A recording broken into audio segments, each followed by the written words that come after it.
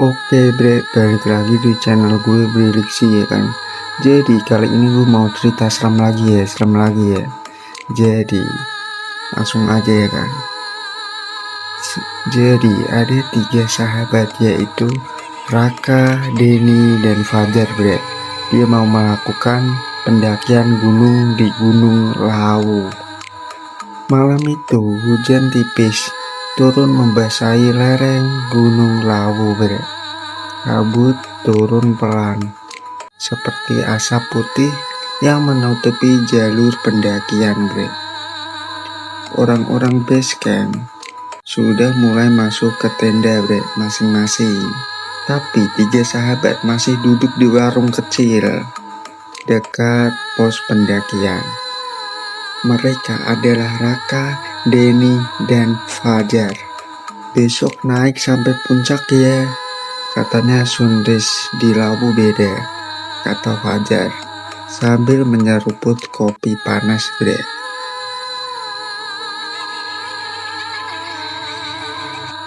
Penjaga warung yang sudah tua hanya diam memandangi mereka.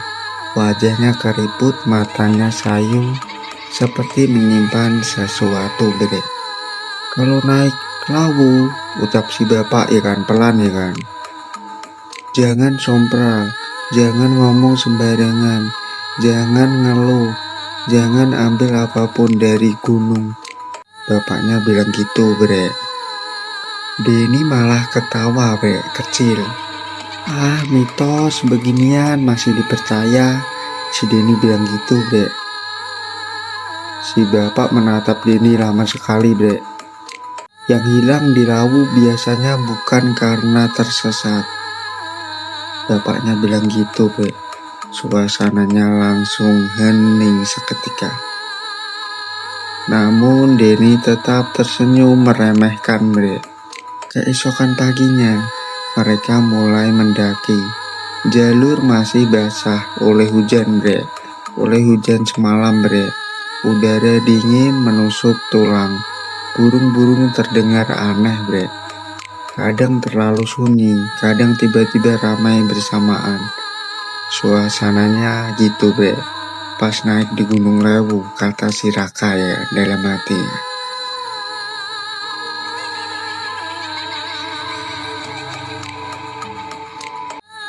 Awalnya perjalanan normal.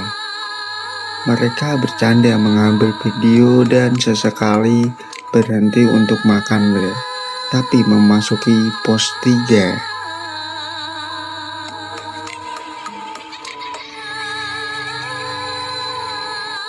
suasana mulai berubah bre. Kabut turun sangat tebal. Jalur yang tadinya jelas mulai terlihat asing. Raka yang paling peka ya kan, mulai merasa tidak nyaman. Perasaan tadi ada pohon tumbang ya, kok sekarang gak ada, gumamnya ya kan. Si Raka bilang gitu bre. Fajar ikut melihat sekitar.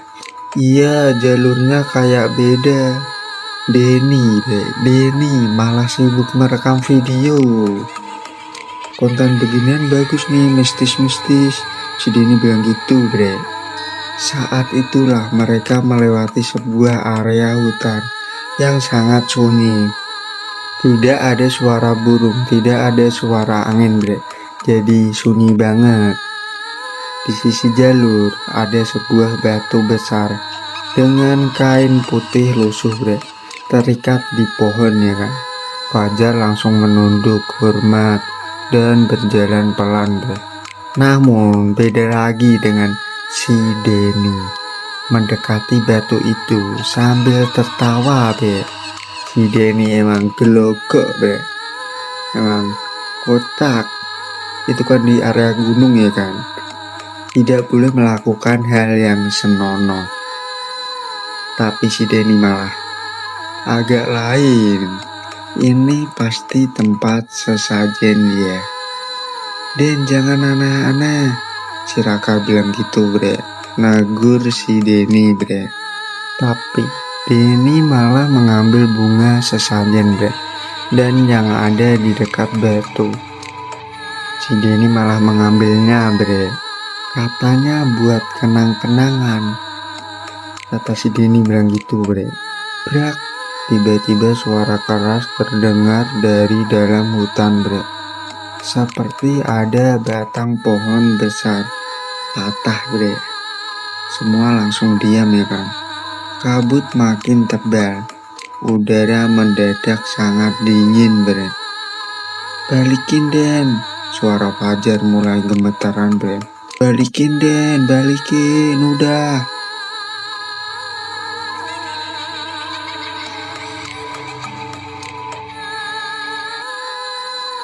Si Denny, bre, emang agak lain. Denny akhirnya melempar bunga itu. Asal ke tanah, bre, kagak ke tempatnya. Jadi melemparnya asal-asalan lah. Naruhnya asal-asalan lah. Mereka melanjutkan perjalanan dengan perasaan tidak nyaman, bre. Menjelang maghrib, mereka memutuskan mendirikan tenda, bre, di area datar dekat jalur. Kata pendaki lain, tempat itu aman untuk bermalam. Ada pendaki lain bilang gitu, bre. Malam turun cepat ya kan. Angin bertiup sangat kencang di luar tenda. Sekitar pukul 11 malam, Raka terbangun karena mendengar suara gamelan samar, bre, dari kejauhan. Kayak orang mukul itu, bre. Yang buat gamelan gitu, bre. Suaranya semakin jelas, bre. Tapi pelan. Jauh tapi jelas, bre. Raka membuka mata ya kan. Jar, lo denger nggak? Bilang gitu, bre. Raka bilang ke Fajar gitu, bre. Fajar yang belum tidur langsung mengangguk pelan. Wajahnya pucat, bre. Itu suara apa? Mereka melihat Denny tidak ada di dalam tenda, bre. Resleting tenda terbuka sedikit.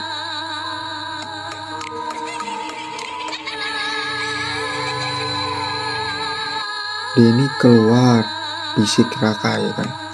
Mereka memanggil nama Denny pelan, bre. Tapi tidak ada jawaban. Suara gamelan semakin jelas. Tang tung tang. Lalu terdengar suara orang berjalan mengelilingi tenda mereka, bre. Kayak ada orang yang jalan gitu, bre, di sekitaran tenda mereka. Lalu terdengar suara orang berjalan di depan tenda juga, bre. Jadi kayak muter gitu, bre. Krek, krek, krek. Langkahnya banyak, seperti puluhan orang, bre. Fajar mulai panik dong. Raka, jangan buka tenda. Namun tiba-tiba terdengar suara Denny dari luar, bre. Guys, keluar bentar. Ada suara gitu, bre. Suaranya pelan, tapi aneh. Seperti bukan suara Denny yang asli. Den, panggil Raka ya kan. Keluar, lihat ini. Fajar langsung memegang tangan Raka erat-erat, bre.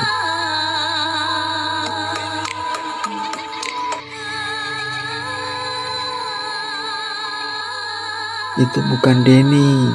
Mereka diam ketakutan. Beberapa detik kemudian, hihihihihi, ada yang orang ketawa, bre. Terdengar suara tawa ya kan, perempuan tua, bre, di belakang tenda, bre. Raka langsung membaca doa sekuat mungkin, bre. Suara langkah di luar makin ramai, bre. Lalu mendadak semuanya hening, bre. Benar-benar hening. Sampai akhirnya terdengar suara jeritan Denny dari kejauhan, bre. Tolong, tolong. Mereka spontan keluar, bre. Keluar dari tenda dan membawa senter. Kabut sangat tebal. Jarak pandang mungkin hanya 2 meter, bre. Denny teriak ya kan. Teriak, Raka. Dari balik kabut terlihat sosok Denny berdiri membelakangi mereka di pinggir jurang kecil, bre. "Den, ngapain di situ?" Tubuh Denny diam, tidak bergerak saat Raka mendekat. Denny perlahan menoleh, Bre. Wajahnya pucat, matanya kosong. "Jangan ganggu mereka." "Siapa?" Raka bilang gitu ya kan. Denny menunjuk ke belakangnya, Bre. Di dalam kabut ada banyak bayangan hitam berdiri diam. Dan sosok tersebut tinggi, kurus, seperti sedang memperhatikan mereka, Bre. Fajar langsung lemas dong. "Raka, pergi sekarang." Tiba-tiba Denny tersenyum aneh, Bre. Lalu berlari masuk ke dalam kabut, Bre. Denny masuk ke dalam kabut, Bre. Mereka mengejar sambil berteriak histeris, Bre. Namun kabut semakin tebal. Suara langkah Denny menghilang begitu saja, Bre. Dan mendadak sunyi. Tidak ada siapa-siapa. Yang tersisa hanya hawa dingin dan bau bunga melati. Sangat kuat, Bre. Mereka mencari sampai pagi ya kan. Pendaki lain dan tim di base camp ya kan ikut membantu mencari Denny, Bre. Tapi sia-sia, Bre. Denny tidak ditemukan. Anehnya jejak kaki Denny berhenti di tengah jalur tanah basah, Bre. Seolah-olah dia menghilang begitu saja, Bre. Tim SAR melakukan pencarian, Bre.